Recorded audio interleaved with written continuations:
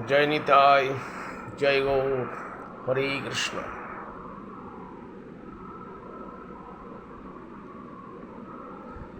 जय श्री कृष्ण चैतन्य प्रभु नित्यानंद, श्री अद्वैत गदाधर श्रीवासादि गौर भक्त वृंद।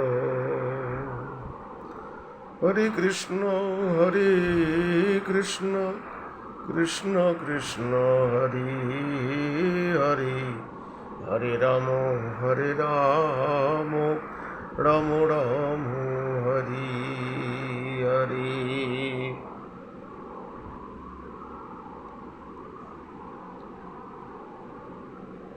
ভক্তগণের কাছে আমার অনুরোধ, সর্বশাস্ত্রময়ী গীতা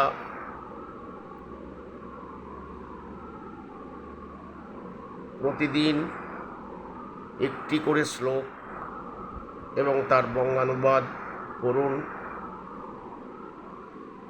এই কর্মময় জীবনে আমরা সকলেই ব্যস্ত। পশুর মতো জীবনযাপন না করে মনুষ্য দেহ আমরা পেয়েছি। কিছুক্ষণ ভগবানের চিন্তায়, ভগবানের সাধন ভজনে মগ্ন থাকুন। আমরা হিন্দু সনাতন ধর্মের প্রতিটি মানুষকে, ভক্তকে আমি জানাবো, আপনারা গীতা পড়ুন।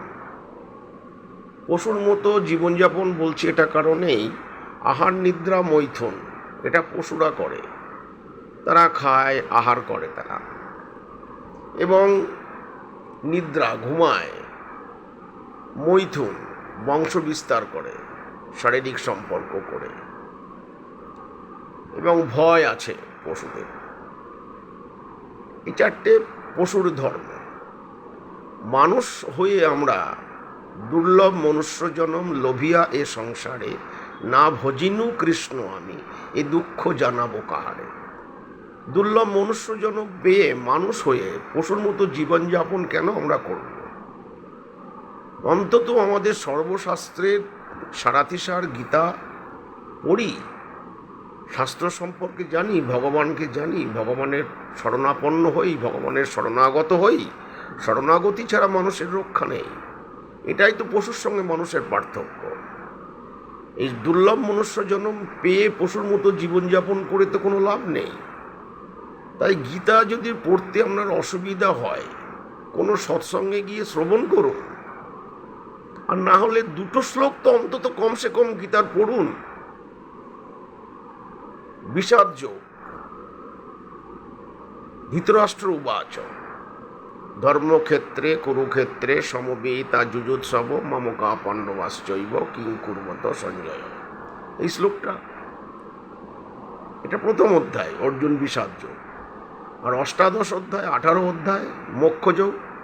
যত্র যোগেশ্বর কৃষ্ণ যত্র পার্থ ধনুদ্ধর তত্র শ্রী বিজয় ভূতিধ্রুবা নীতির মতির ভব। এই শ্লোক দুটো পড়ুন, মানে পড়ুন, ভগবানকে জানুন, শাস্ত্র পড়ে সৎসঙ্গ করুন, ভাগবত পাঠ যেখানে হয় সেখানে শুনুন, হরিনাম সংকীর্তন যেখানে হচ্ছে শ্রবণ করুন। প্রতিটি মন্দিরে ভগবানের শাস্ত্র কথা হয়, সৎসঙ্গ হয়, সেখানে গিয়ে কিছুক্ষণ সময় কাটান। নাই বাড়িতে সৎসঙ্গ করুন, স্ত্রীর সঙ্গে ছেলে মেয়েকে নিয়ে শাস্ত্র পড়ুন, মানে তাদের শোনান, তাদেরকে আস্তিক করে তুলুন। বিধর্মী লোকেরা, বিশেষ করে মুসলমানদের দেখুন, বাচ্চা ছেলেরাই কোরআন পড়ে, নামাজ পড়ে। আমার হিন্দু সনাতন ধর্মের একটা বাচ্চা ছেলেকেও সে গীতা কি, ভাগবত কি, রামায়ণ কি, ভাগবত কিছুই জানে না। তাকে কিছুটা শেখান, তাকে আমরা হিন্দু সনাতন ধর্মের লোক, আমরা আমাদের ধর্ম সম্বন্ধে তাদের জানতে শেখান।